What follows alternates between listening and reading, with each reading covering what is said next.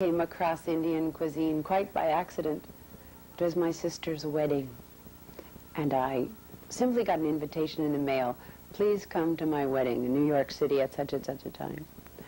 So upon arriving at her residence, she said, we're going to have lunch tomorrow at an Indian Swami's house. So I said, all right, why? This sounds like fun. And the next day I had a lunch that was the most memorable meal in my life, because I'd never tasted anything like it before. And I think the way it was served, I'd never had anything like before. There was an ambience in that room, meeting this person, that I had never experienced before in my life, my first 25 years. I came to India first in 1970. But what led up to that, from 1966 to 1970, was a great desire to go to India for a number of reasons. To study the culture, to see Vaishnavism practiced in India, was something from 1966. The minute I met Bhaktivedanta Swami, I wanted to see where he came from, where his roots were, and to see what happened to me. So I think from the very moment I met him, I wanted to go to India. But life's demands they're not always fulfilled when you want them to be. So I took some time. After leaving the United States, I met him in 66, went to London in 68, lived there until 1970, and wasn't until the fall of 1970 that I actually came to India for the first time. And then from India, that is an extraordinary story. Landing in Bombay, and for the next 2 years, I should say from, 1970 through 72, it was traveling the length and breadth of India, sometimes for a fortnight, sometimes for 2 or 3 days, living with Indians in their homes, camping out in tents, attending melas, and trying to understand the heartbeat of the people. This cooking is part of a tradition that goes back nearly 5,000 years, evidenced in the Shastras, in the Vedic literatures, in the Puranas, in the Mahabharata. This cuisine that we are calling Lord Krishna's cuisine is in fact a tradition from all different areas, north, south, east, west, central. And it takes a multifarious number of forms. It can't be boiled down so simply. It's a very broad and expansive subject matter. But to simplify, I have called it Lord Krishna's cuisine because the essence of it is to please the Lord. It is bhakti. When I arrived in London in 1969 with my husband, we had heard everyone knew George Harrison, everyone knew John Lennon, everyone knew Ringo Starr, and everyone knew Paul McCartney in the world. In fact, today, probably they're still the most popular recording group of the century. But we decided, we had a little small group, 6 people who had been practicing devotional songs in the process of our bhakti. And we thought, why not get the Beatles involved? And so we decided, how are we going to reach them? It's an impossible feat to catch their attention. So every day we decided to make an apple dish, some kind of an apple dish, and bring it to Apple Records. And so we brought every day. So first it was just the office staff that became a little interested. And then it went up a floor, till it reached the top floors. And then we thought, well, nobody is mentioning. Of course, the staff loves these things. And so, for one reason or another, one day we stopped. We got a telephone call because we put our telephone number name with the apple dish. And so we got a telephone call. Where is our apple prasad? Where's our apple dishes? So from that, we struck up quite a friendship with George Harrison.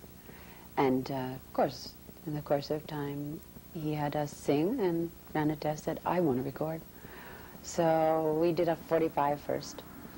And Apple sent us on promotion, and miracle of miracles, it was #1 in Czechoslovakia before the next 3 months are over, and we're touring Germany, France, and Netherlands, doing television, all this business. So it was quite an exciting period in our lives for all of us, and the fact that it was devotional songs made it even more exciting. I mean, when do devotional songs get to be on the pop charts? Not very often. So here we have the Brahma Samhita 5th chapter on the pop charts, a very interesting subject matter. But it was the chemistry of the time.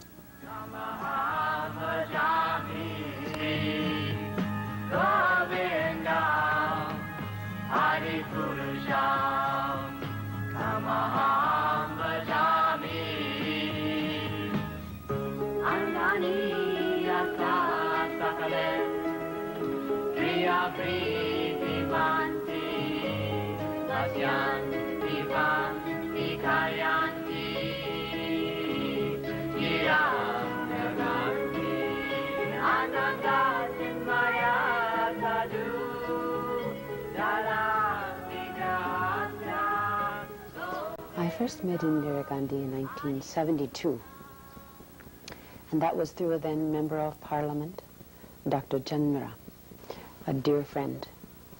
And I was part of a party that was sent to invite Indira Gandhi to a function, a cornerstone laying temple ceremony. And as it is, she became very fascinated with my interest in India and India's culture, and particularly in my study of Vaishnavism. And I met her several times over the next 2 or 3 years, and we had a very nice friendship. Sometimes I would arrange to bring her very special prasads that were from foreign countries even. And she would take a little taste and we would chat. But she was a wonderfully thoughtful woman, so preoccupied and busy with her work. But sometimes she took the time out, which was very difficult, to inquire into my study of Indian culture. And that developed our friendship, I think. While I've tried to keep intact tradition, it's very important. Otherwise, why bother to write a book? So I've really tried to preserve what we have in the regional cuisines. But we also find in the regional cuisines oils that are used in those areas. South is coconut oil. North may be till or peanut oil, sesame oil. There are many different oils that are used in Indian cooking, and we use ghee, we use oils, but especially in this presentation, there is quite a reduction in the amount of sugars, oils, chilies, and I should say masalas in general, in terms of the quantity. Just toned down, but not enough to ever lose the dish, the character of a dish or a preparation. Scientifically is the way this book was written, because when I started writing the cookbook, I had no idea what it would entail. I think if I had, I wouldn't have begun. But in fact, it was an exciting project because I learned more and more and more with every refinement. But initially, I would take a dish that was famous in India, say paneer matar, and I would take that dish and try to think, what area am I going to pull out here? What is it buttressed with in the rest of the book? Then start pulling out flavors and reducing others, testing it sometimes 2-3 times myself to find one that I thought, oh, this will work.